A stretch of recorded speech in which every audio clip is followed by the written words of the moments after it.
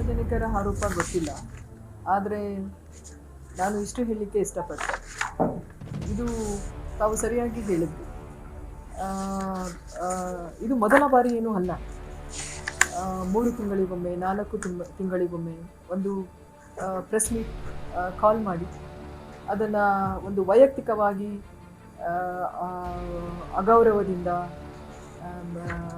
ತುಂಬ ತುಚ್ಛವಾಗಿ ಹಗುರವಾಗಿ ಮಾತಾಡಿರೋದು ನಮ್ಮ ಗಮನಕ್ಕೆ ಬಂದಿದೆ ಸಹ. ನಾವು ನೋಡಿದ್ದೇವೆ ಮತ್ತು ಕೇಳಿದ್ದೇವೆ. ನಾನು ಕೋರ್ಕೊಳ್ಳೋದು ಇಷ್ಟೇ, ಮಾನ್ಯ ಶಾಸಕರು, ತುಂಬ ಹಿರಿಯ ಮಾಜಿ ಸಚಿವರು, ಹಿರಿಯ ರಾಜಕಾರಣಿಗಳು, ಅನುಭವಿಗಳು, ಸಮಾಜದಲ್ಲಿ ಒಂದು ಸಂದೇಶ ಹೋಗ್ತದೆ. ಒಬ್ಬ ಅಧಿಕಾರಿಗಳು ತಪ್ಪು ಮಾಡಿದ್ರೆ ಖಂಡಿತ ಅವರಿಗೆ ದಾರಿಗೆ ಹೋಗೋ ಹಾಗೆ ಅಥವಾ ಒಂದು ಕಾನೂನಿನ ಚೌಕಟ್ಟನ್ನು ಮೀರಿ ನಾವು ಕೆಲಸ ಮಾಡಿದ್ರೆ ಅದಕ್ಕೆ ಅದರದೇ ಆದ ಒಂದು ನಿಯಮಗಳ ಅಡಿಯಲ್ಲಿ ಅವರಿಗೆ ತಾವು ತಿಳಿಸುವ ಅವಕಾಶ ಖಂಡಿತ ಇದೆ. ಅದನ್ನು ತಿದ್ದುಪಡಿ ಮಾಡಿಕೊಳ್ಳೋದು ಅಥವಾ ನಿಯಮಾನುಸಾರ ಕೆಲಸ ಮಾಡೋದು ನಮ್ಮ ಜವಾಬ್ದಾರಿ ಇರ್ತದೆ. ಅದು ಹೊರತುಪಡಿಸಿ ವೈಯಕ್ತಿಕವಾಗಿ ಮಾನಸಿಕವಾಗಿ ಅಷ್ಟು ಹಗುರವಾಗಿ ಒಬ್ಬ ಅಧಿಕಾರಿ ಬಗ್ಗೆ, ಜಿಲ್ಲಾಧಿಕಾರಿಗಳ ಬಗ್ಗೆ ಮಾತಾಡೋದು ಇದು ಅವರ ಘನತೆಗೆ ನಿಜವಾಗೂ ತಕ್ಕದ್ದಲ್ಲ. ಯಾವುದೇ ಅಧಿಕಾರಿ ಇರ್ಬೋದು ಆ ವಿಷಯದಲ್ಲಿ. ನೋಡಿ, ಅಧಿಕಾರಿಗಳು ತಪ್ಪು ಮಾಡಿದರೆ ಅದಕ್ಕೆ ಕಾನೂನಾತ್ಮಕ ಕ್ರಮಗಳನ್ನು ವಹಿಸಲಿಕ್ಕೆ ಎಲ್ಲ ಅವಕಾಶ ಉಂಟು. ದಯವಿಟ್ಟು ಅದನ್ನು ಅವರು ಉಪಯೋಗಿಸಬಹುದು. ಅದು ಬಿಟ್ಟು ವೈಯಕ್ತಿಕ ನೋಡ್ರಿ ಎಂಥ ಶಬ್ದಗಳನ್ನು ಬಳಸಿದ್ದಾರೆ ಅಂದರೆ ನಿಜವಾಗ್ಲೂ ಅದು ತುಂಬಾ ನಮಗೆ ನೋವನ್ನು ಉಂಟು ಮಾಡಿದೆ. ಒಬ್ಬ ಅಧಿಕಾರಿ ನೋಡಿ, ನಾವು ಚಿಕ್ಕವರಿದ್ದಾಗ ಅಂದ್ಕೊಂಡಿದ್ವಿ ಶಿಕ್ಷಣ ಪಡೆದ್ರೆ ಗೌರವ ಕೊಡ್ತಾರೆ ಸಮಾಜದಲ್ಲಿ. ಶಿಕ್ಷಣ ತಗೊಂಡ್ವಿ, ಒಳ್ಳೆ ಉನ್ನತ ಅಧಿಕಾರಿ ಆದರೆ ಗೌರವ ಕೊಡ್ತಾರೆ. ಜಿಲ್ಲಾಧಿಕಾರಿ ಅಂತ ಉನ್ನತ ಅಧಿಕಾರಿ ಸ್ಥಾನದಲ್ಲಿ ಇದ್ರೂ ಸಹ ಅಗೌರವವಾಗಿ ಮಾತಾಡ್ತಾರೆ ಅಂದರೆ ಮತ್ತೆ ಇನ್ನು ಯಾವ ಸ್ಥಾನದಲ್ಲಿ ಇದ್ರೆ ಗೌರವ ಸಿಗುತ್ತೆ ನಮಗೆ? ನಾವೇನಾದ್ರು ತಪ್ಪು ಮಾಡಿದರೆ ತಿಳಿಸಿ ನಮಗೆ.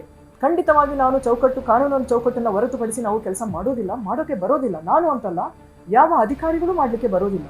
ಯಾಕಂದರೆ ಉತ್ತರವನ್ನು ಕೊಡಬೇಕಾಗ್ತದೆ. ನಾವೆಲ್ಲ ಬದ್ಧತೆಯಿಂದ ಕೆಲಸ ಮಾಡಬೇಕಾಗ್ತದೆ. ನಮಗೆಲ್ಲ ಒಂದು ನಿಯಮಗಳಿದೆ. ಆ ನಿಯಮದ ಚೌಕಟ್ಟಿನಲ್ಲೇ ನಾವು ಕೆಲಸ ಮಾಡೋದು ಸಹ.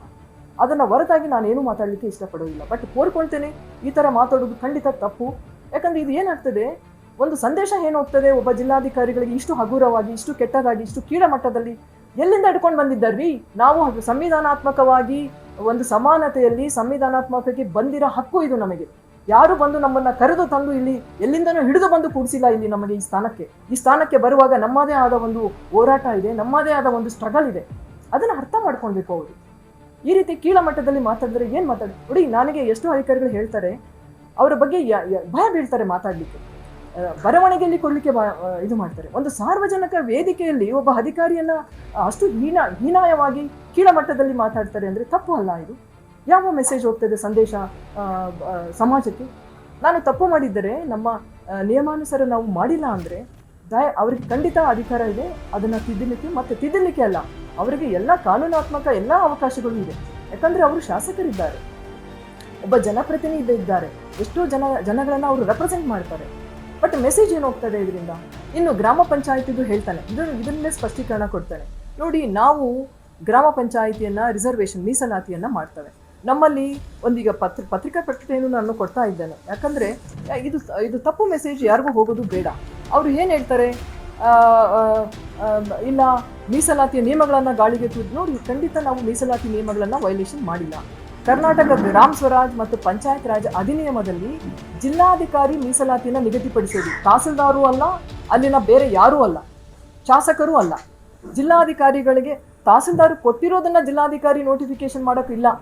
ಜಿಲ್ಲಾಧಿಕಾರಿ ಅವರೇ ಅವರ ನಿಯಮಾನುಸಾರ ನಾನು ಹೇಳ್ತೇನೆ, ಕರ್ನಾಟಕ